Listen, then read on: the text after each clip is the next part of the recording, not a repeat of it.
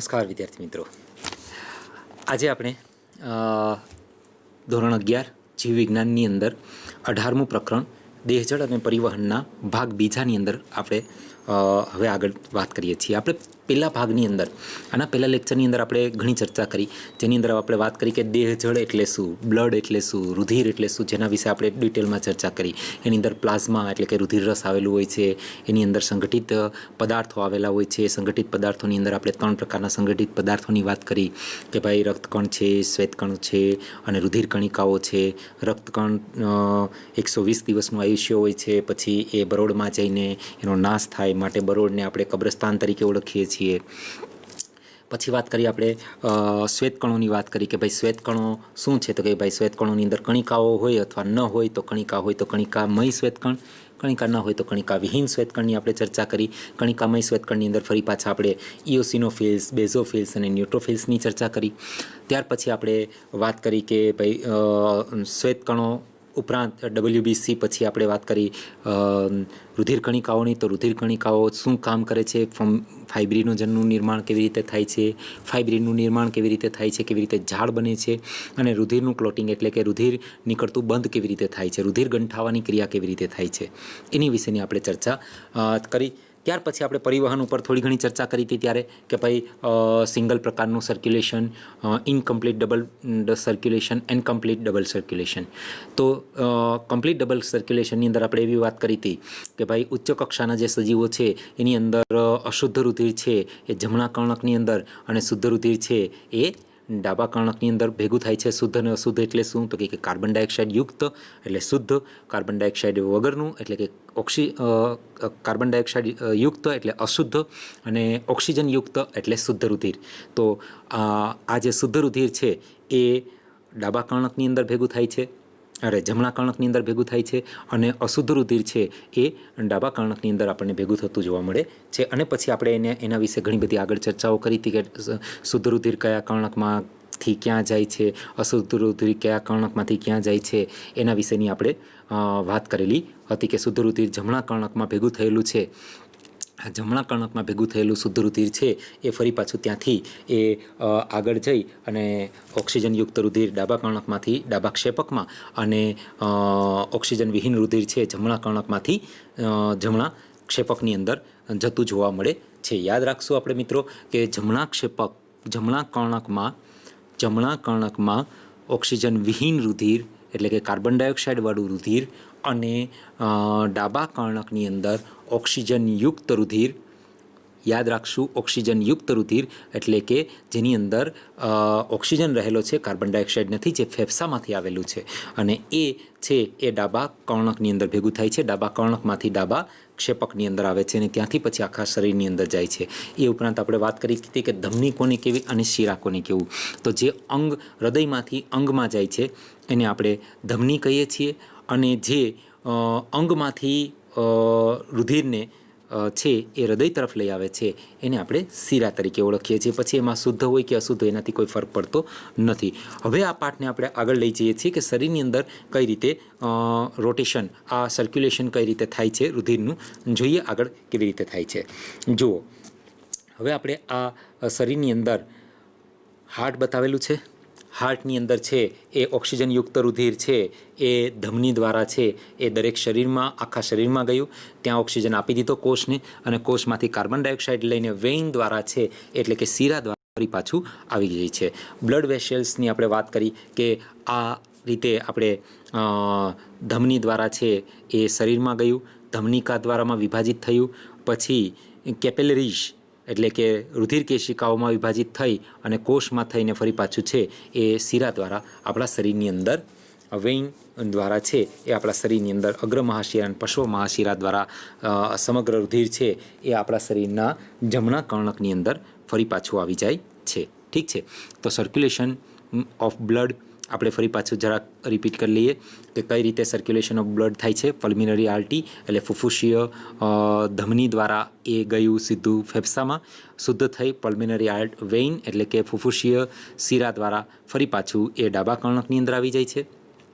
આ રીતે આપણું રુધિર, આપણું હૃદય છે એ સતત આપણા શરીરની અંદર રુધિર છે એ મોકલતું જ રહે છે. હૃદય ક્યાં આવેલું છે? બંને ફેફસાની વચ્ચે, પરંતુ થોડુંક લેફ્ટ તરફ, ડાબી તરફ થોડુંક આવેલું છે, વધારે પડતું ડાબા ફેફસા તરફ વધુ આવેલું છે. અને આ હૃદયની અંદર જોઈએ તો હૃદયની અંદર 2 આવરણો આવેલા હોય છે, બાહ્ય હૃદય આવરણ અને અંતઃહૃદય આવરણ, જેની વચ્ચે પરિહદ પ્રવાહી ભરેલું હોય છે. આ પરિહદ પ્રવાહી છે એને આંચકા સામે રક્ષણ આપે છે.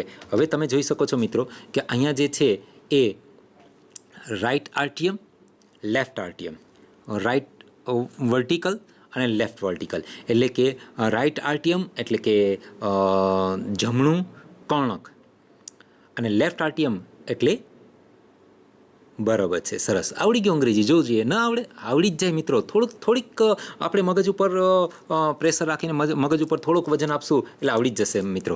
અને લેફ્ટ આર્ટિયમ એટલે ડાબું કર્ણક. અને એ જ રીતે રાઇટ વર્ટિકલ એટલે કે જમણું ક્ષેપક અને લેફ્ટ વર્ટિકલ એટલે ડાબું ક્ષેપક. આ 4 ખંડો આપણા શરીરની અંદર આવેલા હોય છે, આપણા હૃદયની અંદર આવેલા હોય છે. ઠીક છે. અને એમની વચ્ચે ડાબું કર્ણક અને ડાબા ક્ષેપક, ડાબું કર્ણક અને જમણા કર્ણકની વચ્ચે જે પડદો આવેલો છે એને આંતરકર્ણક પટલ તરીકે ઓળખવામાં આવે છે. શું કહીશું આપણે? આંતરકર્ણક પટલ. યાદ રાખશું મિત્રો, ગુજરાતીમાં જેને આપણે આંતરકર્ણક પટલ તરીકે ઓળખીએ છીએ, અંગ્રેજીની અંદર એને ઇન્ટર આર્ટિયલ સેપ્ટમ તરીકે ઓળખવામાં આવે છે. IAS તરીકે ઓળખવામાં આવે છે, ઇન્ટર આર્ટિયલ સેપ્ટમ તરીકે ઓળખવામાં આવે છે. ગુજરાતીની અંદર એને આપણે કહીશું આંતરકર્ણક પટલ. ઠીક છે. 2 કર્ણકની વચ્ચે ડાબું કર્ણક અને જમણા કર્ણકની વચ્ચે આવેલું છે. આ ડાબા કર્ણક અને જમણા કર્ણકની વચ્ચે આવેલું છે એને આંતરકર્ણક પટલ કહેશું. એ જ રીતે ડાબા ક્ષેપક અને જમણા ક્ષેપકની વચ્ચે આવેલું છે એને આંતરક્ષેપક પટલ તરીકે ઓળખશું. જો અહીંયા આંતરક્ષેપક ઇન્ટરવેટ્રિક્યુલર સેપ્ટમ, ઇન્ટરવેટ્રિક્યુલર સેપ્ટમ તમને બતાવેલું છે, જુઓ, એ આંતરક્ષેપક પટલ છે. આંતરક્ષેપક પટલ એટલે 2 ક્ષેપકની વચ્ચે આવેલું છે. ઠીક છે. હૃદયની રચના જોઈએ છે મિત્રો આપણે. 2 કર્ણકો, 2 ક્ષેપકો, ટોટલ 4 ખંડીય હૃદય છે. એની અંદર 2 પ્રકારના વાલ્વ આવેલા છે. એક છે એ પડદાવાળા વાલ્વ છે અને બીજા જે છે એ અર્ધચંદ્રાકાર વાલ્વ છે. તો પડદાવાળા વાલ્વ છે એને આપણે ડાબા કર્ણક અને ડાબા ક્ષેપકની વચ્ચે, એટલે ક્યાંની વાત કરું છું મિત્રો? જોજો, અહીંની વાત કરું છું હું. આ ભાગની વાત કરું છું. જો અહીંયા એક પડદો આવેલો છે, અહીંયા એક વાલ્વ આવેલો છે. આ ભાગે, આ ભાગ એવો ભાગ છે કે જે ડાબા કર્ણક અને ડાબા ક્ષેપકની વચ્ચે છે. તો ડાબા કર્ણક અને ડાબા ક્ષેપકની વચ્ચે જે આખો પટલ આવેલો છે એને કર્ણક્ષેપક, જમણું કર્ણક્ષેપક પટલ, જમણું કર્ણક્ષેપક પટલ કહેશું એને આપણે. આ જમણા કર્ણક્ષેપક પટલની અંદર જે વાલ્વ આવેલો છે એ 3 પડદાનો, 3 દલનો બનેલો છે, માટે એને ત્રિદલ વાલ્વ કહેશું. કયો દલ વાલ્વ? ત્રિદલ વાલ્વ. યાદ રાખશો મિત્રો, ત્રિદલ વાલ્વ જે જમણા કર્ણક અને જમણા ક્ષેપકની વચ્ચે આવેલું છે. જમણા કર્ણક અને જમણા ક્ષેપકની વચ્ચે ત્રિદલ વાલ્વ આવેલું છે. એ જ રીતે ડાબા કર્ણક અને ડાબા ક્ષેપકની વચ્ચે દ્વિદલ વાલ્વ આવેલું છે. 2 જ પડદા છે, 2. અને 2 માટે આપણે શબ્દ વાપરશું દ્વિદલ વાલ્વ. બરાબર છે? યાદ રહેશે. દ્વિદલ વાલ્વ, ત્રિદલ વાલ્વ. ત્રિદલ વાલ્વ જમણું કર્ણક અને જમણા ક્ષેપકની વચ્ચે છે અને દ્વિદલ વાલ્વ છે એ ડાબું કર્ણક અને ડાબા ક્ષેપકની વચ્ચે છે. ઠીક છે. જોઈએ, જુઓ, આ બંને દ્વિદલ વાલ્વ અને ત્રિદલ વાલ્વની વાત કરવામાં આવેલી છે. હવે દ્વિદલ વાલ્વ અને ત્રિદલ વાલ્વ ડાબા કર્ણક અને ડાબા ક્ષેપક અને જમણા કર્ણક અને જમણા ક્ષેપકની વચ્ચે આવેલું છે, જેને અંગ્રેજીની અંદર આપણે ટ્રાઇક્યુબસિડ અને બાયક્યુબસિડ કહેશું.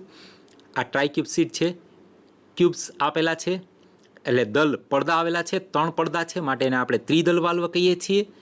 ત્રિદલ વાલ્વ 3 પડદાવાળો. જ્યારે અહીંયા આપણે ડાબા કર્ણક અને ડાબા ક્ષેપકની વચ્ચે દ્વિદલ 2 જ પડદા છે. તમે જોઈ શકો છો મિત્રો, 2 જ પડદા છે, માટે આપણે એને દ્વિદલ વાલ્વ કહીએ છીએ.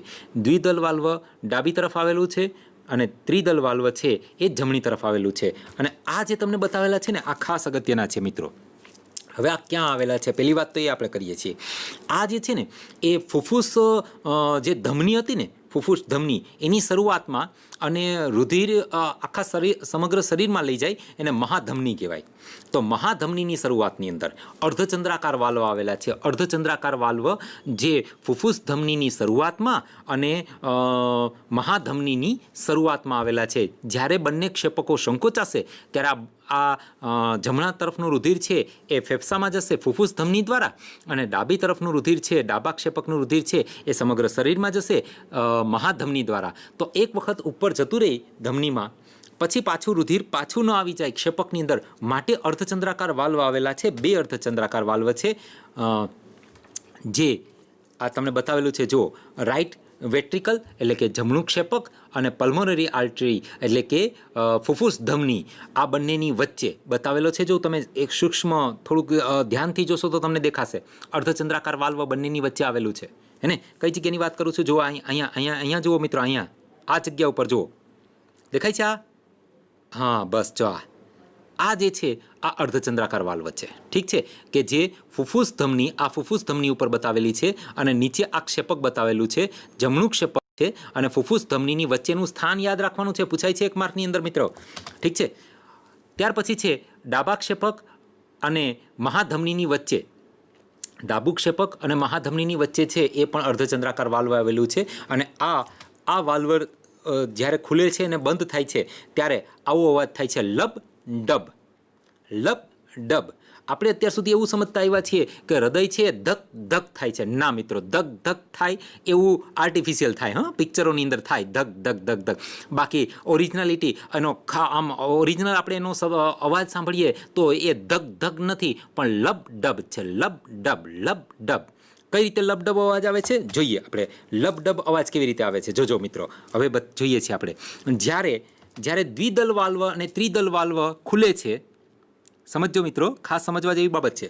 જ્યારે દ્વિદલ વાલ્વ અને ત્રિદલ વાલ્વ આવે, દ્વિદલ વાલ્વ ક્યાં છે? દ્વિદલ મિત્રલ વાલ્વ ક્યાં છે? તો કે ભાઈ ડાબી તરફ આવેલા છે, ડાબા કર્ણક અને ડાબા ક્ષેપકની વચ્ચે આવેલા છે. ત્રિદલ વાલ્વ ક્યાં છે? તો કે જમણા કર્ણક અને જમણા ક્ષેપકની વચ્ચે આવેલા છે. તો આ ત્રિદલ વાલ્વ અને દ્વિદલ વાલ્વ જ્યારે ખુલશે ત્યારે લબ, જો કયો અવાજ આવે છે જોજો. હં, આ બંને ખુલશે ત્યારે લબ અવાજ આવી ગયો. ઓકે, અને બધું રુધિર ક્યાં આવી ગયું? ક્ષેપકમાં. રુધિર બધું જ ક્ષેપકમાં આવી ગયું અને અવાજ કયો આવ્યો? લબ. યાદ રાખશું, ત્રિદલ વાલ્વ અને દ્વિદલ વાલ્વ ખુલે છે, કર્ણકનું રુધિર છે એ ક્ષેપકોમાં આવે છે ત્યારે લબ અવાજ આવે છે. ઓકે, હવે ડબ અવાજ ક્યારે આવશે જોજો.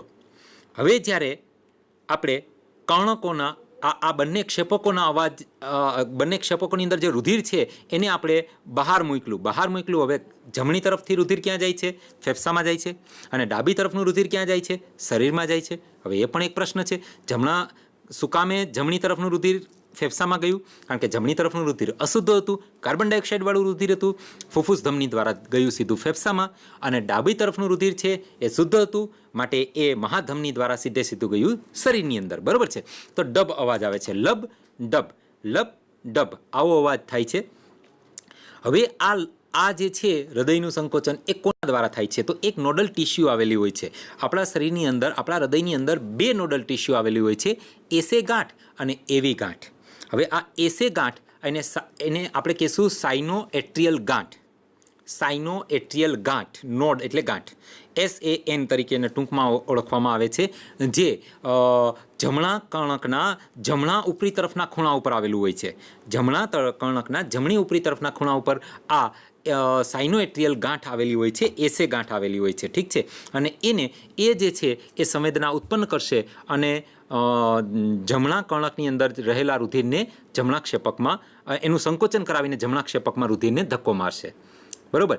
એક બીજી જેવી ગાંઠ આવેલી છે, તમને બતાવેલી છે, એ છે એટ્રિયોવેટ્રિક્યુલર ગાંઠ. એટ્રિયોવેટ્રિક્યુલર ગાંઠ AVN તરીકે આવેલું છે, જે ક્ષેપકોનું સંકોચન કરાવશે. ક્ષેપકોનું સંકોચન જોજો કઈ રીતે થાય છે. હવે જોઈએ છીએ નોડલ ટિશ્યુનું કાર્ય શું છે, ગાંઠ પેશીનું કામ શું છે. તો એના પછી છે એટ્રોવેટ્રિક્યુલર બંડલ આવેલું છે. એટ્રોવેટ્રિકલ ગાંઠ પછી એટ્રોવેટ્રિકલ બંડલ આવેલું છે. આ એટ્રોવેટ્રિકલ બંડલ છે એ સેપ્ટમમાં જશે, ઇન્ટરવેટ્રિક્યુલર સેપ્ટમ. અને ત્યાંથી લેફ્ટ બંડલ અને રાઇટ બંડલ બે શાખાઓ પડી ગઈ છે. જો બંને તરફ એક એક શાખાઓ જાય છે. આ જે શાખાઓ છે અને ત્યાંથી પછી આગળ એ નાની નાની શાખાઓમાં વિભાજિત થઈ ગયું, જેને પરકિંજ ફાઇબર એટલે તંતુ તરીકે ઓળખવામાં આવે છે. પરકિંજ તંતુ, પરકિંજ તંતુ પરકિંજ નામના વૈજ્ઞાનિકે શોધેલા છે, માટે એને પરકિંજ તંતુ તરીકે ઓળખવામાં આવે છે. અને આ બધાને હિસના જૂથ તરીકે ઓળખવામાં આવે છે. હિસ નામના વૈજ્ઞાનિકે શોધેલા છે આ તંતુઓ, કે એટલા માટે એને હિસના જૂથ તરીકે ઓળખવામાં આવે છે, જે કર્ણકોનું સંકોચન કરાવશે, ક્ષેપકોનું સંકોચન કરાવવામાં ઘણા જ અગત્યના કામ કરે છે. બંડલ ઓફ હિસ એટલે કે હિસના તંતુ તરીકે એને ઓળખવામાં આવે છે, જે અહીંયા યલો કલરથી બતાવેલું છે, તમને પીળા રંગથી બતાવેલું છે. બરોબર છે. હવે સૌથી પહેલામાં પહેલું છે એસએએન, એક્શન પોટેન્શિયલ ઉત્પન્ન કરશે, સક્રિય વિસ્થિતિમાન ઉત્પન્ન કરશે, અને એને કારણે બંને તરફના કર્ણકોનું સંકોચન થશે. જો આ એક્શન પોટેન્શિયલ ઉત્પન્ન કર્યો દેખાય છે. એક્શન પોટેન્શિયલ એટલે કે સક્રિય વિસ્થિતિમાન ઉત્પન્ન કરશે. એક ફાટો છે એનો કર્ણકો તરફ જાય છે, એક ફાટો છે એ નીચેની તરફ આવે છે. જુઓ આવે છે, કર્ણકોનું સંકોચન થયું, નીચેની તરફ ક્ષેપકોનું સંકોચન થયું. ઠીક છે. અને એ રીતે લબડબ અવાજ સાથે હૃદયનું સંકોચન થાય છે અને રુધિરને હૃદયમાંથી બહાર ધકેલવામાં, પંપ કરવામાં આવે છે. બે જગ્યા ઉપર પંપ થાય છે, માટે આપણે એને બેવડું પરિવહન તરીકે ઓળખીએ છીએ. એટલા માટે જ એસએએનને આપણે પેસમેકર તરીકે પણ ઓળખીએ છીએ. પેસમેકર એટલે ઉત્તેજના ઉત્પન્ન કરતું અંગ. તો આ રીતે પેસમેકર, ક્યારેક આપણું આ હૃદયની એસે ગાંઠ બગડી જાય છે ત્યારે આપણે એને કૃત્રિમ પેસમેકર પણ મૂકવામાં આવે છે, આર્ટિફિશિયલ પેસમેકર, જે આ રીતનું મૂકવામાં આવે છે. અને આર્ટિફિશિયલ પેસમેકર છે દર 0.8 સેકન્ડે એક સંદેશો ત્યાં સુધી પહોંચાડે છે, 0.8 સેકન્ડે, અને 72 વખત ધબકવા માટે હૃદયને મજબૂર કરે છે. ઠીક છે. તો single circulation, incomplete double circulation અને ડબલ સર્ક્યુલેશન આ રીતે આપણે નોડલ પેશી દ્વારા થતું જોવા મળે. ઠીક છે. તો આની અંદર આપણે શું જોયું આ પોઈન્ટની અંદર, તો આપણે એની અંદર એસે ગાંઠ વિશે વાત કરી, પછી આપણે એના વિશે તો જોયું મિત્રો આપણે કે કેવી રીતે એસે ગાંઠ કેવી રીતે કામ કરે છે, એવી ગાંઠ કેવી રીતે કામ કરે છે, અને એસે ગાંઠ અને એવી ગાંઠને કારણે કેવી રીતે લબડબ અવાજ ઉત્પન્ન થાય છે. હવે આ એક હૃદયચક્ર, આખું હૃદયચક્ર એટલે કે કર્ણકોનું સંકોચન, ક્ષેપકોનું સંકોચન, રુધિર છે એ ફેફસા સુધી જવું, અને સમગ્ર શરીરનું રુધિર ફરી પાછું કર્ણકોમાં થઈને હૃદય સુધી પહોંચવું, એ કઈ રીતે થાય છે એ આખા ચક્રને હૃદયચક્ર તરીકે ઓળખવામાં આવે છે. કે કર્ણકોનું રુધિર ક્ષેપકોમાં કઈ રીતે આવે છે અને ક્ષેપકોનું રુધિર બહાર કેવી રીતે નીકળે છે. ઠીક છે. તો હવે આપણે જોઈએ છીએ હૃદયચક્ર. જો મિત્રો અહીં આકૃતિમાં આપણને જુઓ, આકૃતિની અંદર બે કર્ણકો બતાવેલા છે અને બે ક્ષેપકો બતાવેલા છે. ઉપરના છે બે કર્ણકો છે, નીચેના બે ક્ષેપકો છે. 4 ચેમ્બર્ડ હાર્ટ એટલે કે 4 ખંડવાળું હૃદય આપણને બતાવેલું છે. આપણું હૃદય, સસ્તનનું હૃદય બતાવેલું છે. હવે જોજો કઈ રીતે થાય છે આ ડબલ સર્ક્યુલેશન, કઈ રીતે થાય છે એના વિશેની આપણે આગળ હજુ 4 ચેમ્બર હૃદયની અંદર કેવી રીતે થાય છે જુઓ. ખૂબ સરસ મજાની આકૃતિ તમને અહીંયા જોવા મળે છે. જુઓ તો પલ્મોનરી સર્ક્યુલેશન અને સિસ્ટમેટિક સર્ક્યુલેશન એટલે કે ફુફુસીય પરિવહન અને દૈહિક પરિવહન. તમે જોઈ શકો છો ફુફુસીય પરિવહન. જોજો હવે મારું આ કર્સર પોઈન્ટર હું લઈ જાઉં છું. જોજો આ જે છે અહીંયા આપણે અશુદ્ધ રુધિર આવી ગયું, કાર્બન ડાયોક્સાઇડ વાળું રુધિર અહીંયા આવી ગયું છે. બરોબર છે. અને અહીંથી હવે આને આપણે મોકલીએ છીએ આ શુદ્ધ થવા માટે. જોયું? તો આને આપણે શું નામ આપશું? ફુફુસ ધમની. ઠીક છે. ભલે એમાં કાર્બન ડાયોક્સાઇડ વાળું બ્લુ કલરનું રુધિર છે, કાર્બન ડાયોક્સાઇડ વાળું, પણ ફુફુસ ધમની કહેશું. એ જ રીતે આ તરફ જાય છે. જુઓ આ પણ ફુફુસ ધમની, બંને તરફની દેખાય છે. આ ફુફુસ ધમની છે, આ ફુફુસ ધમની. આ ઓક્સિજન વાળું રુધિર લઈ અને આ ફુફુસ શિરા આવી, અહીંયા આવી. આ તરફથી ઓક્સિજન વાળું રુધિર લઈને ફુફુસ શિરા અહીંયા આવી, આ જગ્યા ઉપર. આ થઈ જશે આપણું ડાબું કર્ણક. આ ડાબા કર્ણકમાં શુદ્ધ રુધિર આવી ગયું. ડાબા ક્ષેપકની અંદર ડાબા ક્ષેપકમાં અશુદ્ધ રુધિર હતું. આ ક્ષેપક છે. અહીંયા અશુદ્ધ રુધિર કર્ણકમાં આવ્યું, કર્ણકમાંથી અશુદ્ધ રુધિર ક્ષેપકમાં આવ્યું, અને ક્ષેપકમાંથી ફરી પાછું આ થઈ શુદ્ધ થઈ અને અહીંયા આવી ગયું, અને અહીંથી અહીંયા આવી ગયું. આ ક્ષેપક છે. ઠીક છે. તો આ થઈ ગયું એક સર્ક્યુલેશન. ડબલ સર્ક્યુલેશન કેમ થાય છે હું તમને એ સમજાવવા માંગુ છું મિત્રો. આ એક સર્ક્યુલેશન થઈ ગયું, આ એક ચક્ર થઈ ગયું આખું, આ રીતે આમ ફરીને પાછું અહીંયા આવી ગયું. હવે બીજું સર્ક્યુલેશન, અહીંથી રુધિર છે શુદ્ધ રુધિર, એ આ ઉપર ગયું. જુઓ ગયું આ ઉપર. અહીંથી એક ફાટો આ નીચે તરફ ગયો, આ નીચે આવેલી પેશીઓમાં થઈ અને અશુદ્ધ રુધિર અહીંયા આવી ગયું. તો આ બીજું, આને દૈહિક પરિવહન કહેવાય. કયું પરિવહન કહેવાય મિત્રો? દૈહિક પરિવહન કહેવાય. અને આ જે છે આને ફુફુસીય પરિવહન. બે પરિવહન જોવા મળે છે, દૈહિક પરિવહન અને ફુફુસીય પરિવહન. જુઓ સ્પષ્ટ દેખાય છે દૈહિક પરિવહન અને ફુફુસીય પરિવહન. પહેલાં આપણે ફુફુસીય પરિવહન જોઈએ છીએ, જે ફુફુસ ધમની દ્વારા ફેફસામાં જાય છે, હૃદયમાંથી ફેફસામાં જાય છે અને ફેફસામાંથી ફરી પાછું હૃદયમાં આવે છે. આ છે દૈહિક પરિવહન, જે હૃદયમાંથી અંગોમાં જાય છે અને અંગોમાંથી ફરી પાછું હૃદયમાં આવે છે.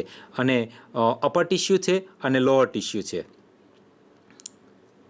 આ રીતે બેવડું પરિવહન આપણા શરીરમાં પલ્મોનરી સર્ક્યુલેશન એટલે ફુફુસીય પરિવહન અને દૈહિક પરિવહન એટલે કે સિસ્ટમેટિક સર્ક્યુલેશન. અંગ્રેજી શબ્દ યાદ રાખવા પ્રયત્ન કરજો મિત્રો. ન્યુટ્રિયન્ટ માટે લાલ અને વેસ્ટ એટલે કે ઉત્સર્ગ પદાર્થ માટે આપણે બ્લુ કલરનો ગોળાઓનો ઉપયોગ કરેલો છે. અહીંયા તમે જોઈ શકો છો લાલ કલરના ગોળા અંદર જાય છે એટલે કે પોષક તત્વો અંદર જાય છે. આ રીતે આખું શરીરની અંદર ઇન્ટેસ્ટાઇન,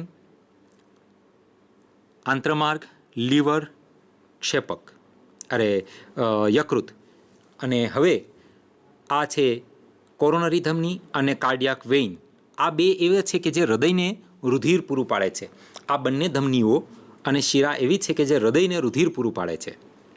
અને આપણા હાર્ટબીટ લગભગ 72 જેટલા હોય છે, જે સિસ્ટોલિક દબાણ અને ડાયસ્ટોલિક દબાણ. હવે સિસ્ટોલિક દબાણ એટલે સંકોચન થાય ત્યારે રુધિરનું દબાણ કેટલું છે, અને ડાયસ્ટોલ એટલે કે વિકોચન થાય ત્યારે રુધિરનું દબાણ કેટલું છે. જુઓ આ આખું કાર્ડિયાક સાયકલ છે, આપણું હૃદય ચક્ર છે મિત્રો. આ હૃદય ચક્ર તમે જોઈ શકો છો કેવી રીતે થાય છે. જો હવે એક પછી એક આપણે જોઈએ છીએ. આ હૃદય ચક્ર એક પૂરું થાય એટલે આ 1 મિનિટમાં 72 વખત આપણું હૃદય ધબકે છે. 1 મિનિટની અંદર 72 વખત. જો હવે ત્યાંથી કર્ણકમાં, આ કર્ણકમાંથી ક્ષેપકમાં, ક્ષેપકમાંથી ક્ષેપકોનું સંકોચન કરાયું. જોયું? આવું 72 વખત થાય એટલે કે 1 સેકન્ડની અંદર 1 મિનિટની અંદર 72 વખત થાય તો એક ચક્ર ફરવા માટે 0.8 સેકન્ડનો સમય લાગે. 1 મિનિટમાં 72 ધબકારા હોય આપણા હૃદયની અંદર નોર્મલ અવસ્થાની અંદર. પછી એ તમે એક્સરસાઇઝ કરતા હોય કે રનિંગ કરતા હોય ત્યારે તો આ ઘણું બધું વધી જાય, 100-105 જેટલું પણ થઈ જાય આ ધબકારા. પરંતુ નોર્મલ અવસ્થાની અંદર જ્યારે તમે અત્યારે બેઠા છો, તમે મારી સામે બેઠા છો, તો અત્યારે તમારા હૃદયના ધબકારા 72 હશે. એટલે કે એક હૃદયચક્ર પૂરું થતાં, હૃદયચક્ર એટલે હવે ખબર પડી જવી જોઈએ આપણને શું, કર્ણકોનું સંકોચન અને ક્ષેપકોનું સંકોચન પૂરું થતાં આપણને 0.8 સેકન્ડ લાગશે. કેટલી સેકન્ડ લાગશે? 0.8 સેકન્ડ. જોજો આ 0.8 સેકન્ડની અંદર એક હૃદયચક્ર આપણું પૂરું થઈ જાય છે. હે ને? કાર્ડિયાક સાયકલ, હૃદયચક્ર, જે કર્ણકોનું રુધિરને ક્ષેપકોમાં અને ક્ષેપકોના રુધિરને શરીરની અંદર ધકેલે છે. આને આપણે કાર્ડિયાક સાયકલ કહીશું. અને આ કાર્ડિયક જો ઉપરથી રુધિર આવે છે, દ્વિદલ વાલ્વ અને ત્રિદલ વાલ્વ ખુલી ગયા અને એ રુધિર હવે ક્ષેપકોમાં આવી જશે. જુઓ, અગ્ર મહાશિરા અને પશ્વ મહાશિરા દ્વારા આવી અને ત્યાંથી પલ્મોનરી વેઇન દ્વારા હવે અર્ધચંદ્રાકાર વાલ્વ ખુલશે અને ત્યાંથી ક્ષેપકોનું રુધિર છે એ હૃદયમાં જશે, શરીરમાં જશે. આ એક આવ્યું એટલે રુધિર ત્યાં આવી ગયું છે.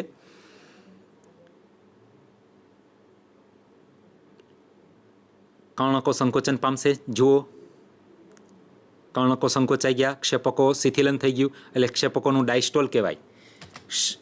ક્ષેપકોનું ડાયસ્ટોલ કહેવાય મિત્રો, અને કર્ણકોનું સિસ્ટોલ કહેવાય. કર્ણકો સિસ્ટોલ થયા, ક્ષેપકો ડાયસ્ટોલ થયા અને ક્ષેપકો રુધિરથી ભરાઈ ગયા. ઠીક છે? જુઓ આગળ, ક્ષેપકો રુધિરથી ભરાઈ જાય છે અને હવે ક્ષેપકોનું સિસ્ટોલ થશે. ત્રિદલ વાલ્વ અને દ્વિદલ વાલ્વ બંધ થઈ જશે એટલે રુધિર પાછું ઉપર કર્ણકોમાં ન જાય. અને હવે ક્ષેપકો આગળ, આ એવી ગાંઠ છે એ આગળ સંકોચન મોકલશે, પ્રેરણ મોકલશે અને ક્ષેપકો સંકોચાશે. જુઓ, હિસના તંતુ દ્વારા સંકોચન થશે. આ સંકોચાણા જોયું? અને આ સંકોચાશે એટલે શું થશે તો કે ભાઈ ડાબા તરફનું જે શુદ્ધ રુધિર છે એ શરીરમાં જશે અને જમણા ક્ષેપકનું અશુદ્ધ રુધિર છે એ ફુફુસીય ધમની દ્વારા છે એ ફેફસામાં શુદ્ધ થવા માટે જશે. જુઓ, આ ગયું અને ક્ષેપકોનું સિસ્ટોલ થઈ ગયું. પછી થોડે આ બંને વાલ્વ બંધ થઈ જશે. અર્ધચંદ્રાકાર વાલ્વ છે એ બંને બંધ થઈ જશે અને હવે થોડા સમય માટે સિસ્ટોલ બંને ડાયસ્ટોલ થઈ જશે. ક્ષેપકો અને કર્ણકો બંને ડાયસ્ટોલ થઈ જશે ત્યાર પછી થોડા સમય માટે. જુઓ, અને આ રીતે આખું એક હૃદય ચક્ર ફરતા સિસ્ટોલ કર્ણકો પામે, પછી સિસ્ટોલ ક્ષેપકો પામે ત્યારે કર્ણકો ડાયસ્ટોલ હોય છે, અને પછી કર્ણકો અને ક્ષેપકો બધું જ ચારે ચાર જે છે એ બધા જ ડાયસ્ટોલ થશે. ઠીક છે. અને આને આપણે માપવું હોય તો માપી પણ શકાય છે. દ્વિદલ વાલ્વ ખુલી અને કઈ રીતે રુધિર છે એ ક્ષેપકોમાં પહોંચે છે એ તમને બતાવવામાં આવે છે. અને આ ક્ષેપકોનું રુધિર કઈ રીતે હવે આગળ વધશે એના વિશે અહીંથી સંવેદના ઉત્પન્ન થશે. કલાવી સ્થિતિમાન ત્યાંથી નિર્માણ થશે, સક્રિય કલાવી સ્થિતિમાન, અને સંકોચન થયું કર્ણકોનું, અને પછી છેલ્લે અંતે ચારે ચારનું ડાયસ્ટોલ થતું જોવા મળે છે. આ રીતે આમ આખું જો ગયું રુધિર ઉપર જતું રહેશે. કર્ણકો ક્ષેપકોનું સિસ્ટોલ થયું છે, ક્ષેપકોનું સિસ્ટોલ. આ રીતે આપણું હૃદય લબડબ અવાજ સાથે સતત સર્ક્યુલેશન ફરતું જ રહે છે આપણા આખા શરીરની અંદર, ધક્કો મારતું જ રહે છે. માટે હૃદયને બેવડા પંપ તરીકે ઓળખવામાં આવે છે. બરાબર. હજી ફરીથી આપણે સરસ એક એમિનેશન જોઈએ. તમે જ્યારે દોડો છો, મેં વાત કરી તેવી રીતે હૃદયના ધબકારા 100 થી 105 સુધી પણ પહોંચી જાય છે.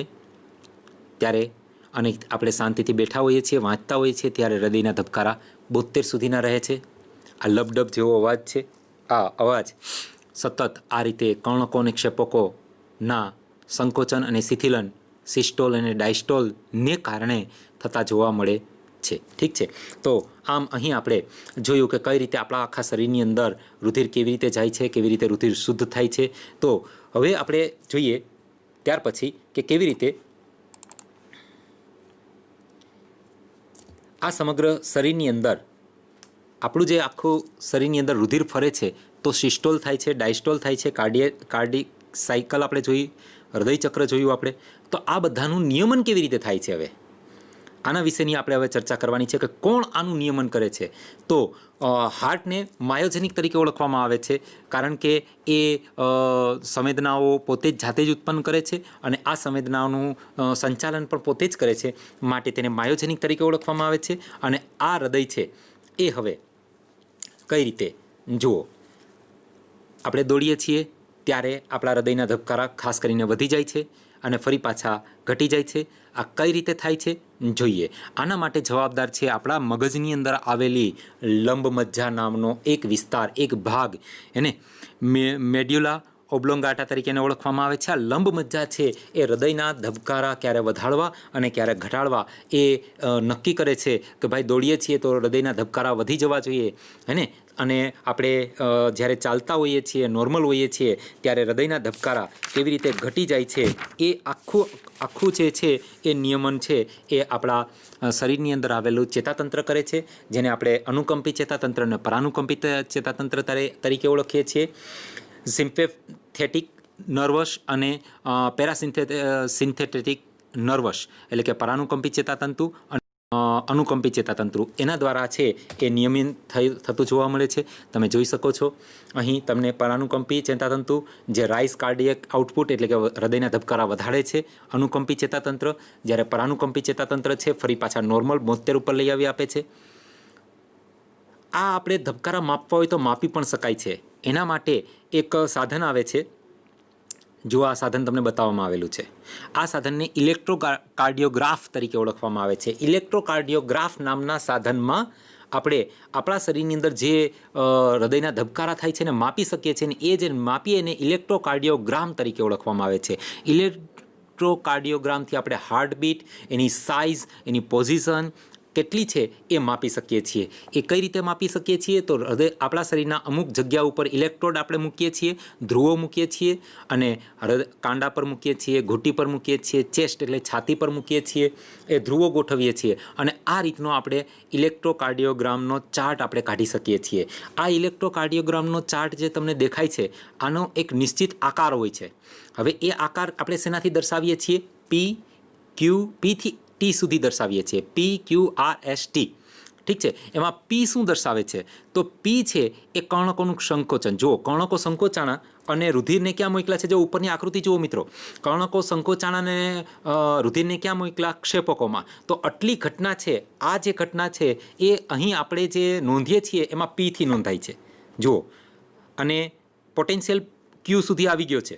હવે ક્યુથી RST સુધી પહોંચે છે પોટેન્શિયલ. જોજો, હા, ક્યુથી હવે આર પર જાય છે પોટેન્શિયલ. જોજો, ક્યુ ઉપર પહોંચી ગયો છે. હા, જો ઉપરની આકૃતિ ને નીચેની આકૃતિ બંને ઉપર તમે નજર નાખો, એટલે કે ક્ષેપકોનું સંકોચન થયું, ક્ષેપકો, અને ત્યાંથી હવે બંને રિલેક્સ થયા, કર્ણકોના ક્ષેપકો બંને ડાયસ્ટોલ થયા, એનો ટી દ્વારા દર્શાવીએ છીએ, PQRST.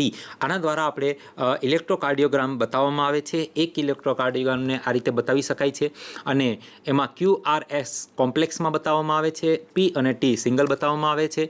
અને જો કોઈ પ્રોબ્લેમ હોય તો આની અંદર કોઈ પણ પ્રકારની ખામી આવશે, અને ખામીના કારણે છે એ ડૉક્ટરને ખબર પડશે કે ભાઈ કેવી રીતે આ કઈ જગ્યાએ ખામી છે, અને એના આધારે ડૉક્ટર એનો ઇલાજ કરતા જોવા મળે છે. ઠીક છે, તો આ સર્ક્યુલેશન ઓફ બ્લડ તમને બતાવવામાં આવેલું છે કે કઈ રીતે આપણા શરીરની અંદર બ્લડનું સર્ક્યુલેશન થાય છે. તમે જોઈ શકો છો, આ રુધિર આપણા શરીરની અંદર, બ્લડ પ્રેશર આપણા શરીરની અંદર આ રીતે બ્લડ પ્રેશર, સિસ્ટોલિક પમ્પિંગ અને ડાયસ્ટોલિક પમ્પિંગ. સિસ્ટોલિક પમ્પિંગની અંદર છે બ્લડ પ્રેશર વધુ હોય છે, ડાયસ્ટોલિક પમ્પિંગમાં ઓછું હોય છે, જેને આપણે સ્પિગ્મોમેનોમીટર નામના આ એક સાધન વડે માપી શકીએ છીએ. સ્પિગ્મોમેનોમીટર નામ યાદ રાખશું મિત્રો એનું. આ સ્પિગ્મોમેનોમીટરમાં પારો આમાં વાપરવામાં આવે છે, mmHgમાં એ માપવામાં આવે છે. આ રીતે ડૉક્ટર આપણા શરીરનું નોર્મલ બ્લડ પ્રેશર છે 120થી 80 mmHg હોય છે, સિસ્ટોલિક 120 અને ડાયસ્ટોલિક 80. જ્યારે લો બ્લડ પ્રેશર હોય ત્યારે 100 અને 150 થઈ જાય છે, સિસ્ટોલિક 100 અને ડાયસ્ટોલિક 50.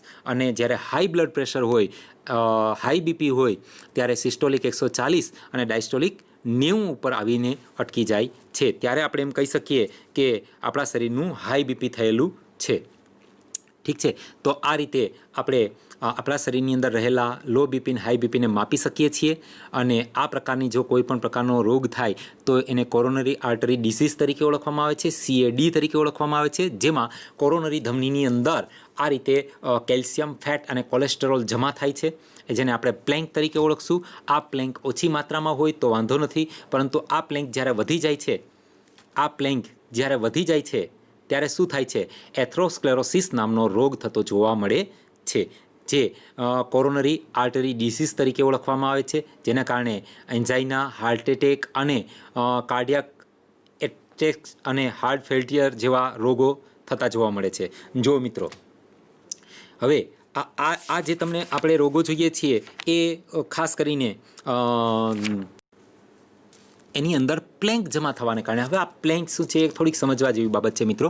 આ પ્લેન્ક શું છે? જોજો, આ પ્લેન્ક છે એ કોરોનરી ધમનીની અંદર કેલ્શિયમ છે, ફેટ એટલે કે ચરબી છે, ખાસ કરીને ચરબીમાં પણ એમાં પણ એનો એક પ્રકાર છે જેને આપણે કહીએ છીએ કોરોનરી ધમની, પેલી કોલેસ્ટેરોલ. આ કોલેસ્ટેરોલ નામની ચરબી છે, આ કોલેસ્ટેરોલ નામની ચરબી એ ત્યાં જમા થાય છે. એની અંદર કેલ્શિયમના કણો ભેગા થઈ જાય છે. ઠીક છે, અને કેલ્શિયમના કણો ભેગા થાય અને આ જે કોલેસ્ટેરોલ ભેગા થયું એને કારણે તમે જુઓ છો કે ધમનીની સાઇઝ, ધમનીના અંદરનું પોલાણ ધીરે ધીરે ઓછું થતું જાય છે. જો તમે જુઓ છે ને, અંદરનું પોલાણ ઘણું બધું ઓછું થઈ ગયું. જુઓ, હવે આની અંદરથી જ્યારે રુધિર પસાર થશે, આમાંથી જ્યારે રુધિર નીકળશે ત્યારે શું થશે? રુધિર દબાણપૂર્વક નીકળશે. અને આ દબાણ કોને લાગુ પડશે? તો કે આ દબાણ છે એ એની દિવાલને લાગુ પડશે, ધમનીની દિવાલને લાગુ પડશે. અને ઘણી વખત ધમનીની દિવાલ તૂટી પણ જાય છે. અને આ દબાણ છે એ ઘણી વખત પ્રેશરને કારણે હૃદયમાં પણ નુકસાન થાય છે, કર્ણકોમાં નુકસાન થાય છે, એના સંકોચનમાં નુકસાન થાય છે. અને કર્ણકોનું સંકોચન અથવા ક્ષેપકોના સંકોચનમાં તકલીફ પડે છે, અને હાર્ટ એટેક નામનો ગંભીર રોગ જેને કારણે મૃત્યુ પણ થઈ શકે એવું આમાં થતું જોવા મળે છે. આ આપણે એન્જાઇના જોઈએ છીએ કે જેની અંદર પ્લેન્ક જમા થયો છે, અને હાર્ટ ચેસ્ટ પેઇન જેને કહીએ છીએ, હાર્ટ પેઇન તો નહીં પણ ચેસ્ટ પેઇન થતું જોવા મળે છે. અહીંયા આપણે એન્જાઇના જોઈએ છીએ. એન્જાઇનાનું પૂરું નામ એન્જાઇના પેક્ટોરિસ છે. આ યાદ રાખશું મિત્રો, આપણને નીટની અંદર ઘણી વખત પૂછાય છે, નીટની અંદર આપણે આ પ્રશ્ન હોઈ શકે. એન્જાઇના પેક્ટોરિસ. આ એન્જાઇના પેક્ટોરિસ છે એ પ્લેન્ક જમા થવાને કારણે પ્લેન્ક યાદ રાખશું, PLAQUE પ્લેન્ક, બરાબર. રિડક્શન ઇન બ્લડ સપ્લાયની અંદર તકલીફ પડશે અને પ્લેન્ક જમા થવાને કારણે આ થતું જોવા મળશે. ઠીક છે, તો આ રીતે એન્જાઇના હવે પ્લેન્ક કેવી રીતે જમા થયું છે જુઓ, જોઈ શકાય છે આ પ્લેન્ક વચ્ચે પેલું જે પ્લેન્ક જમા થયું હતું એ માત્ર દિવાલમાં જમા થયું હતું. હવે આ પ્લેન્ક એટલું બધું વધી ગયું છે કે એણે આખી જે કોરોનરી ધમની છે એને આખી બ્લોક કરી દીધી છે, જેને આપણે બ્લોકેજ કહીએ છીએ.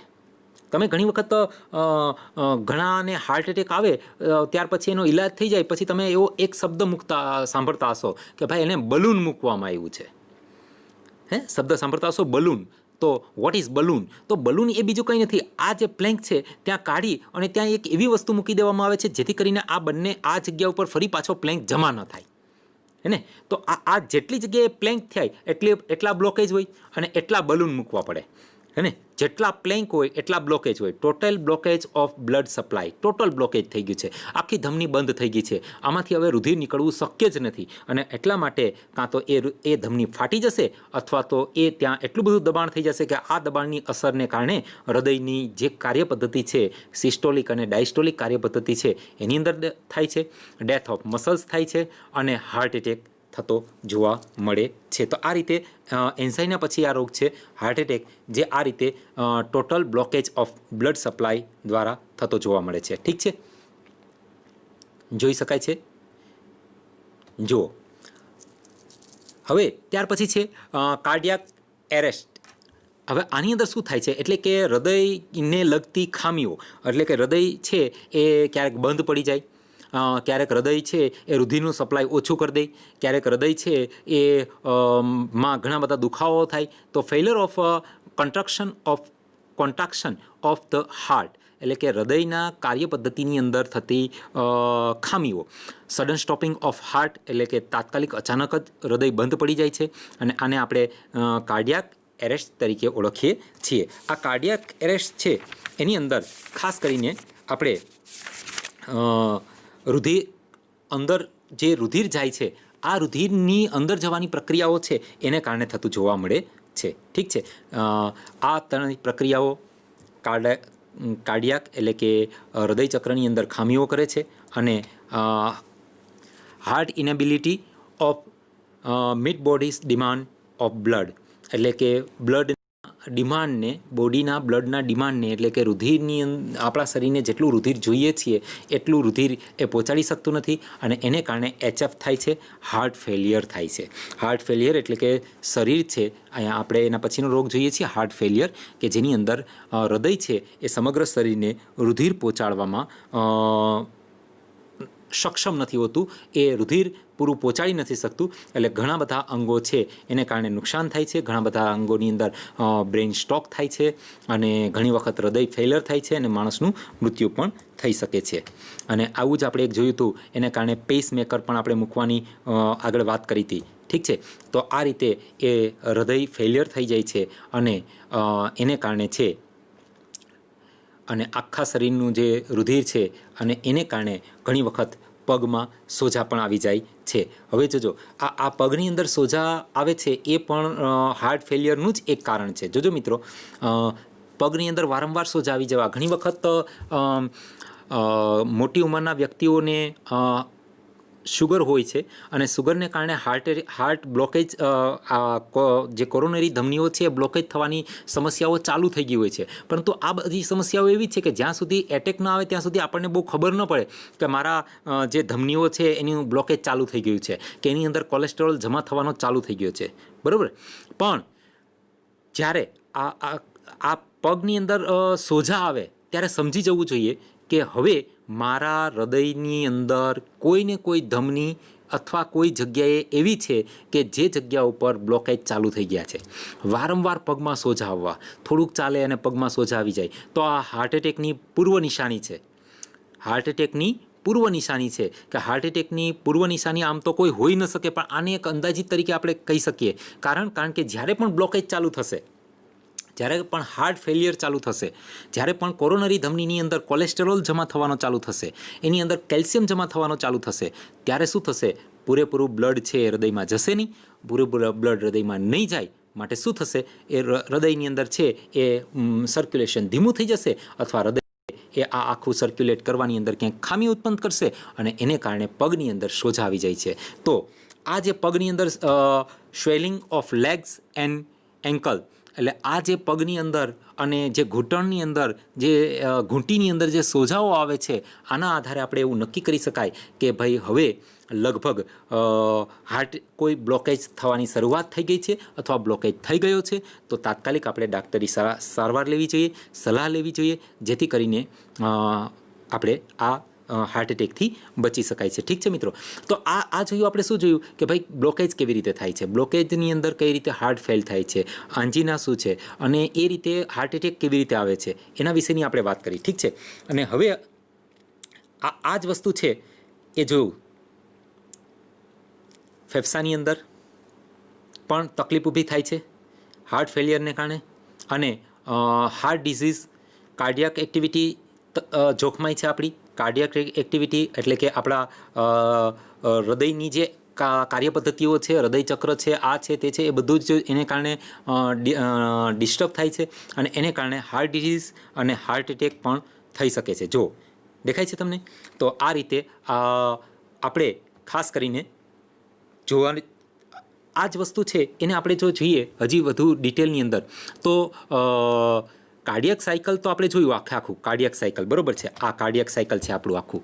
તો આ કાર્ડિયક સાયકલ છે એ શું છે? તો કંઈક હૃદય ચક્ર છે. આ હૃદય ચક્રની અંદર તમે જો ઉપરથી જો બ્લુ કલરનો ગોળા જેવું છે એ નીચેની તરફ આવે છે, આ જે છે એ પેસમેકર. પેસમેકર એટલે શું? આપણે આગળ જોઈ ગયા છીએ. પેસમેકર એટલે શું? યસ, એસે ગાંઠ.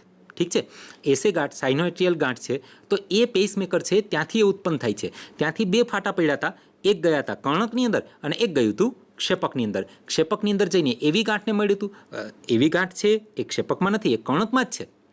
ઠીક છે, કર્ણક જે જમણું કર્ણક છે એની અંદર જ એ આવેલું હોય છે. તો જમણા કર્ણકના ડાબા તરફના નીચેના ખૂણામાં એ ગોઠવાયેલું હોય છે એવી ગાંઠ. તો ત્યાં જશે અને એવી ગાંઠ છે એ નીચેના હિસના તંતુ જે છે એની અંદર આખું કરશે. પણ જ્યારે બ્લોકેજ થાય છે, જ્યારે કોઈ ધમની, કોઈ શીરા, કોઈ બ્લોકેજ થાય છે, ત્યારે શું થાય છે?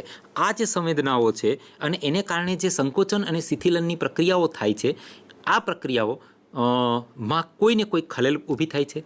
કોઈ ક્રિયા કાં તો કર્ણકોનું સંકોચનમાં તકલીફ ઊભી થાય, કાં તો ક્ષેપકોના સંકોચનમાં તકલીફ ઊભી થાય. એટલે કોઈને કોઈ સંકોચનમાં તકલીફ ઊભી થાય અને આ જે કાર્ડિયાક સાયકલ છે જોઈ શકાય છે. જો આ સંવેદના નીચે સુધી પહોંચે છે, પહોંચ્યું, અને ત્યાંથી હવે બે ફાટાઓની અંદર વિભાજિત થશે. અને જો આ બે ફાટાઓમાં વિભાજિત થયું અને આ જે છે ક્ષેપકોનું સંકોચન કરાયું, તો આ ક્ષેપકોનું સંકોચન કરાવીને જે આખી કાર્ડિયાક સાયકલ છે, આખી કાર્ડિયાક સાયકલની અંદર તકલીફ ઊભી થાય છે બ્લોકેજને કારણે. આ બ્લોકેજ છે એ બીજું કંઈ નથી, પ્લેન્ક છે. યાદ રાખશું મિત્રો, કોરોનરી ધમનીની અંદર જ્યારે કેલ્શિયમ અને ફેટ એટલે કે લિપિડ એટલે કે ચરબી અને એમાં પણ ખાસ કરીને કોલેસ્ટેરોલ જ્યારે જમા થાય છે, ત્યારે આ ખાસ યાદ રાખવા જેવી બાબત છે. માટે વારંવાર રિપીટ કરું છું મિત્રો હું, કે એ ત્યારે પ્લેન્ક થાય છે. અને આ પ્લેન્ક છે એ હાર્ટ ડિસીઝ માટે ખૂબ જ અગત્યનું છે, કે જેને કારણે હૃદય છે જે માયોજેનિક છે એ પણ આ પોતાનું કાર્ય છે એનું જોખમાય છે અને હાર્ટ ડિસીઝ તરીકે આ હૃદય રોગના હુમલા તરીકે એ થાય છે. યાદ રાખશું આપણે કે આ હૃદયનું નિષ્ફળ જવું છે એ પણ આનું જ એક કારણ હોઈ શકે છે. હાર્ટ એટેક હુમલો છે, હૃદયનો અટકાવ, જેને એરેસ્ટ એટલે આમ તો એરેસ્ટ કરવું એટલે આપણે બંધન કરવું, પણ આપણા ટેક્સ્ટબુકમાં એના માટે શબ્દ વાપરેલો છે કે હૃદયને અટકાવ કરવો. હૃદયનું અટકાવ કરવું એટલે શું? તો કે ભાઈ હૃદયને ધબકવાનું બંધ કરે છે અને એને કારણે ઘણી વખત હૃદયનો હુમલો પણ આવે છે. ઠીક છે, અને આ જે રોગ આપણે વાત કરી હતી એને આપણે એથ્રોસ્ક્લેરોસિસ તરીકે વાત કરી હતી. એથ્રોસ્ક્લેરોસિસ એટલે કોરોનરી આર્ટરી જે છે એની અંદર જે ડિઝીઝ થાય છે એને આપણે એથ્રોસ્ક્લેરોસિસ તરીકે ઓળખતા હતા. અને આ એથ્રોસ્ક્લેરોસિસની અંદર આપણે વાત કરી હતી કે ભાઈ કેલ્શિયમ છે, ચરબી છે, કોલેસ્ટ્રોલ અને તંતુમય પેશીઓની જન્માવટ ધમનીઓના પોલાણની અંદર થાય છે, અને એને કારણે છે એ ધમનીના પોલાણનો ઘટાડો થઈ જાય છે અને એને કારણે આ થયું. ઠીક છે, તો આ જોયું આપણે આખો પાઠની અહીંયા વાત કરી છે. હવે આના ઉપર આધારિત આપણે થોડા ચિત્રો જોઈએ મિત્રો, કે જે ચાર્ટ તમને યાદ રાખવામાં ખૂબ જ સરળતા છે. ઝડપથી આપણે ચાર્ટનું નિરીક્ષણ કરી લઈએ મિત્રો. જોઈએ, આપણે ચાર્ટ જોઈએ છીએ.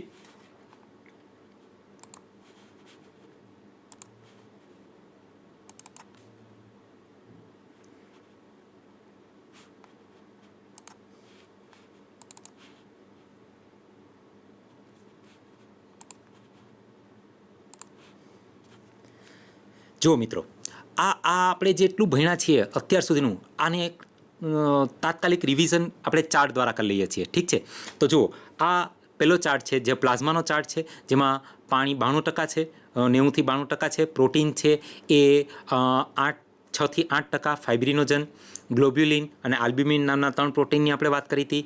આયન્સ છે Ca, Na, Mg, Cl, HCaO3- અને PO4- અને ઘણા ઓર્ગેનિક કમ્પાઉન્ડ જેની અંદર આપણે ગ્લુકોઝ છે કે પછી પહેલાં આપણે એમિનો એસિડ છે એની આપણે વાત કરેલી હતી, એ છે. ઠીક છે, પછી આ બીજો ચાર્ટ છે મિત્રો. જુઓ, એમાં આપણે જે પ્લાઝમા અને ફોર્મ એલિમેન્ટ છે, પ્લાઝમા એટલે કોષરસ અને ફોર્મ એલિમેન્ટ એટલે સંગઠિત દ્રવ્યોની આપણે વાત કરવાની છે. ફોર્મ એલિમેન્ટની અંદર આપણે રેડ બ્લડ સેલની પહેલાં વાત કરી, જેને આપણે ઇરિથ્રોસાઇટ કીધા હતા. પછી બીજી વાત કરી આપણે વ્હાઇટ બ્લડ સેલ, જેને લ્યુકોસાઇટ તરીકે વાત કરતા હતા. અને ત્યાર પછી આપણે કરી હતી પ્લેટલેટ્સ, એટલે જેને આપણે થર્મોસાઇટ તરીકે વાત કરતા, થ્રોમ્બોસાઇટ તરીકે વાત કરી હતી. તો વ્હાઇટ બ્લડ સેલની અંદર ફરી પાછા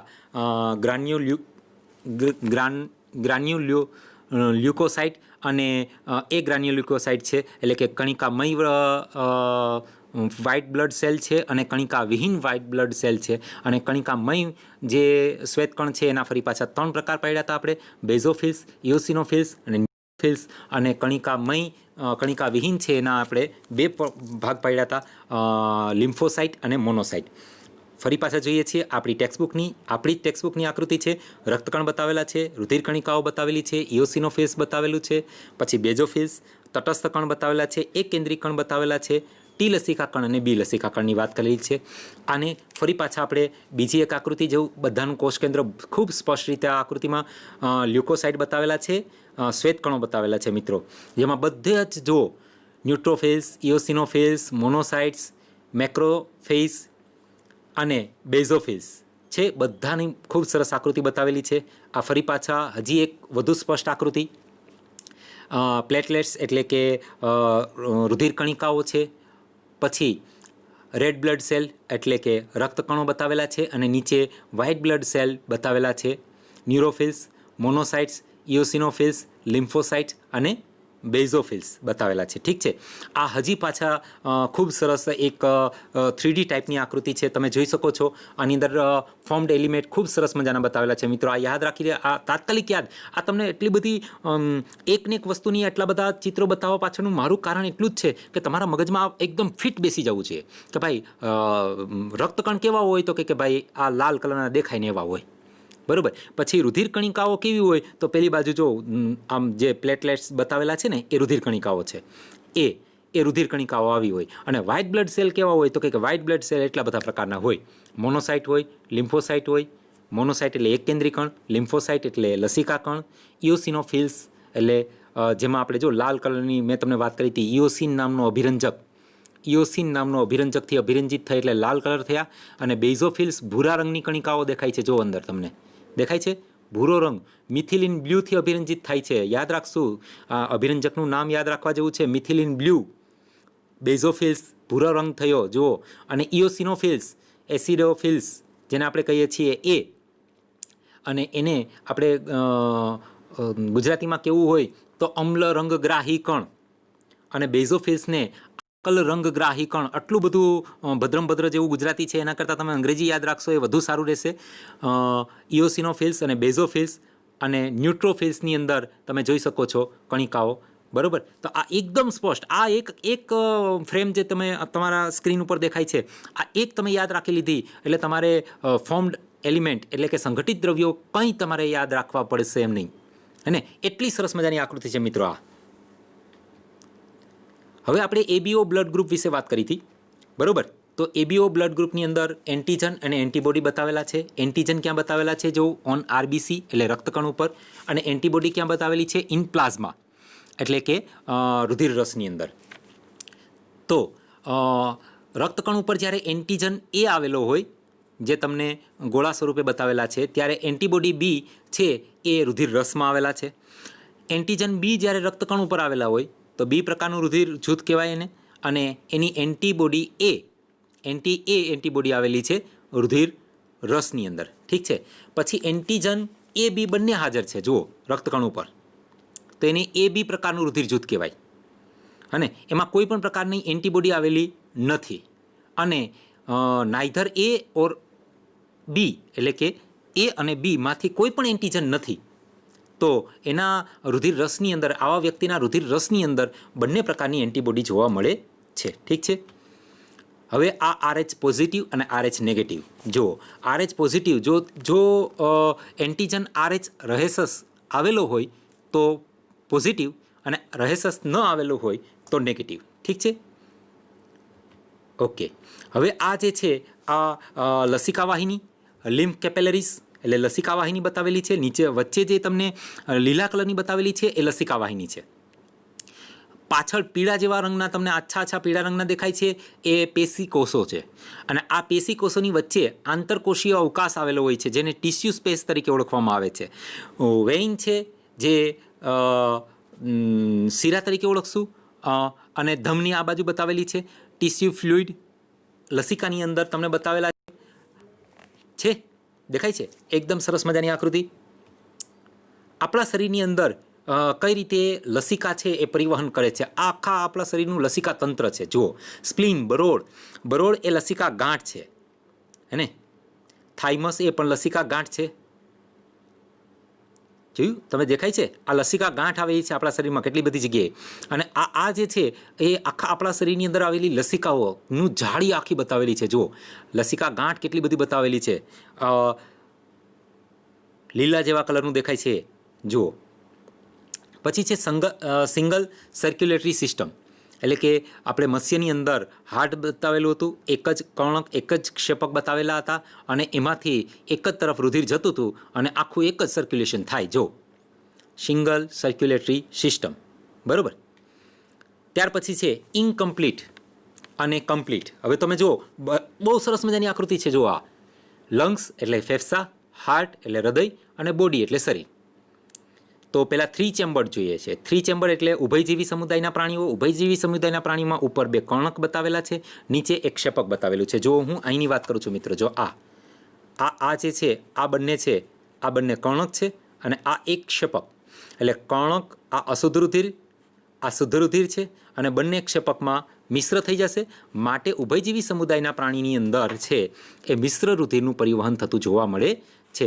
જ્યારે 4 ચેમ્બર્ડ હોય હૃદય, 4 ખંડવાળું હૃદય હોય, ત્યારે ઉપર 2 કર્ણક હોય. આ ફેફસા છે, ઉપર લંગ્સ એટલે ફેફસા, ઉપર 2 કર્ણક છે, આ બંને કર્ણક છે. જુઓ, આ બંને કર્ણક છે. આમાં અશુદ્ધ રુધિર એટલે કાર્બન ડાયોક્સાઇડ યુક્ત રુધિર, આમાં શુદ્ધ રુધિર છે એટલે ઓક્સિજન યુક્ત રુધિર છે. આ ઓક્સિજન યુક્ત રુધિર ક્ષેપકમાં આવે છે, આ કાર્બન ડાયોક્સાઇડ યુક્ત રુધિર ક્ષેપકમાં આવે છે. ક્ષેપકનું રુધિર ફેફસામાં શુદ્ધ થવા જાય છે અને આ બાજુનું ક્ષેપક છે, ડાબુ ક્ષેપક, એમાંથી રુધિર છે એ શરીરની અંદર જાય છે. જોયું? એટલે શરીરની અંદર શુદ્ધ રુધિરનું પરિવહન થાય છે. કેમાં? 4 ચેમ્બર્ડ છે એમાં. જ્યારે 3 ચેમ્બર્ડ છે એમાં શરીરમાં મિશ્ર રુધિરનું પરિવહન થાય છે. ઠીક છે. હવે આ આપણે છે એ હૃદયનું સ્થાન બતાવીએ છીએ કે હૃદયનું સ્થાન આપણા શરીરમાં કઈ બાજુ આવેલું છે. તો હૃદય છે એ બંને ફેફસાની વચ્ચે આવેલું છે. આ હૃદયનું સ્થાન છે, જોઈ શકાય છે. આ હૃદય છે, આ હૃદય છે, આ ધમની છે, ઓર્ટા, મહાધમની કમાન જેને આપણે કહીએ છીએ, મહાધમની, અને આ બધી છે અગ્ર મહાશિરા અને પશ્વ મહાશિરા, બરાબર. અને આ જે છે આ ભાગ છે, આ ભાગ, આને આપણે ઉરોદર પટલ કહીએ છીએ. ઉરોદર પટલ, તમારો શબ્દ આવી ગયો છે આગળ, ઉરોદર પટલ. આ ફેફસા અને આ હૃદય. ઠીક છે. હવે આપણે આ આખો ભાગ છે એનો આપણે આડો છેદ લઈએ છીએ. તો આ જગ્યા ઉપર હૃદય ગોઠવાયેલું છે. જુઓ, આ બંને ફેફસા છે અને આ આપણું પાછળનું જે છે એ કશેરુકા, કરોડ સ્તંભ હોય ને પાછળ, એ છે. જો આ ભાગ, આ કરોડ સ્તંભનો ભાગ છે, આ આપણા હૃદયનો ભાગ છે અને આ બંને ફેફસાનો ભાગ છે. જોયું હૃદય ક્યાં ગોઠવાયેલું છે? જોઈ શકાય છે ને સ્પષ્ટ? ઓકે. હવે આપણે હૃદયના ભાગોની વાત કરીએ છીએ. તો આ જે છે એ રાઇટ એટ્રિયમ છે. રાઇટ એટ્રિયમ એટલે જેને આપણે જમણું કર્ણક કહીએ છીએ. આ લેફ્ટ એટ્રિયમ છે જેને આપણે ડાબું કર્ણક કહીએ છીએ. આ જે છે આ રાઇટ વેટ્રિકલ છે જેને આપણે જમણું ક્ષેપક કહીએ છીએ. આ લેફ્ટ વેટ્રિકલ છે જેને આપણે, બોલો હા, તમારે બોલતું રહેવાનું, તમારે સૂઈ નથી જવાનું. હા બોલો, શું કહેશું એને આપણે? લેફ્ટ વેન્ટ્રિકલ એટલે ડાબું ક્ષેપક. સરસ, વેરી ગુડ.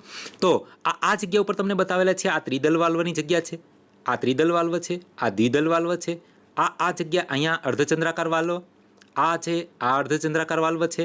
આ જે છે એ ફુફુસ ધમની છે. આ ફુફુસ ધમની બતાવેલી છે. આ આખી ફુફુસ ધમની છે. અને અહીંથી આ જે આ પાછળથી ફુફુસ ધમનીની પાછળથી નીકળી જો આ જેના ઉપર હું અત્યારે કર્સર જાય છે, જુઓ આ કર્સર જાય છે.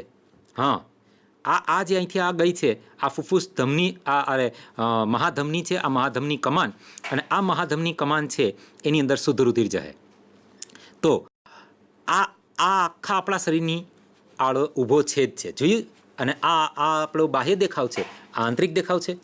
ઓકે, ત્યાર પછી ફરી પાછો એક બીજી સરસ મજાની આકૃતિ જેમાં આ કર્ણક, આ બીજું કર્ણક છે, આ બંને ક્ષેપક બતાવેલા છે. આ ત્રીજી આકૃતિ જોઈ શકાય છે. આ બંને, આ કર્ણક છે, આ કર્ણક છે, આ ક્ષેપક છે, આ ક્ષેપક છે.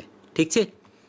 હવે આ જે આકૃતિ છે મિત્રો, આ ઓરિજિનલ હૃદયની આકૃતિ છે. આપણા ઓરિજિનલ હૃદય, આપણું ઓરિજિનલ હૃદય છે એ જ્યારે બહાર કાઢવામાં આવે ત્યારે આવું હોય છે મિત્રો. આ જે છે આ કર્ણક છે, આ તરફનું કર્ણક છે, આ એક ક્ષેપક છે, જમણું ક્ષેપક, આ ડાબું ક્ષેપક છે. પછી આ ફુફુસ ધમની જે બહાર નીકળી હતી એ આ ભાગ છે, અને આ મહાધમની કમાનનો ભાગ છે. જુઓ, આ ઓરિજિનલ હૃદય આપણા શરીરની અંદર આવું હોય. શરીરમાંથી હૃદય બહાર કાઢીને મૂકવામાં આવે તો આવું દેખાય. આ કર્ણક, આ બીજું કર્ણક, પછી આ બીજું કર્ણક, આ એક કર્ણક, આ બીજું કર્ણક.